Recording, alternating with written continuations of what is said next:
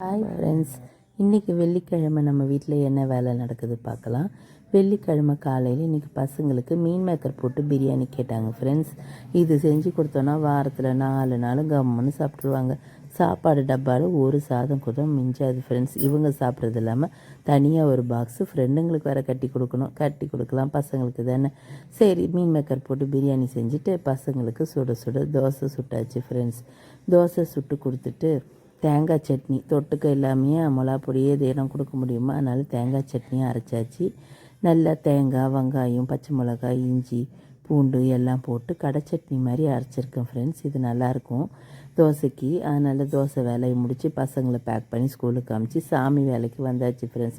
இன்றைக்கி வெள்ளிக்கிழமையிலையா வீடெல்லாம் சுத்தம் பண்ணிவிட்டு சாமி கும்பிட்றதுக்கு நெய்வேத்தியம் பண்ணுறதுக்கு அவல் பாயாசம் செய்யலான்னு ரெடி பண்ணியாச்சு ஃப்ரெண்ட்ஸ். என்னதான் மற்ற நாளெல்லாம் நம்ம சமையல் செய்கிறது, வெளியே போகிறது, நம்ம ரெஸ்ட் எடுக்கிறதுன்னு இருந்தாலும் வாரத்தில் ஒரு நாள் வெள்ளிக்கிழமை வந்துச்சுன்னா அன்னைக்கு வைபே வேறு ஃப்ரெண்ட்ஸ்.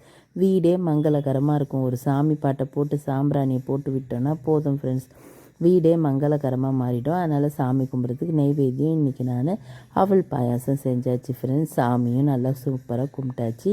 மன திருப்தியோடு இருக்குது. அதையே சாப்பிட்டு நம்மளும் அவல் பாயாசத்தை குடித்து நம்மளோட விரதத்தையும் முடிச்சாச்சு ஃப்ரெண்ட்ஸ். நீங்கள் எப்படி ஃப்ரெண்ட்ஸ் வெள்ளிக்கிழமையை கொண்டாடுவீங்க சொல்லுங்கள்.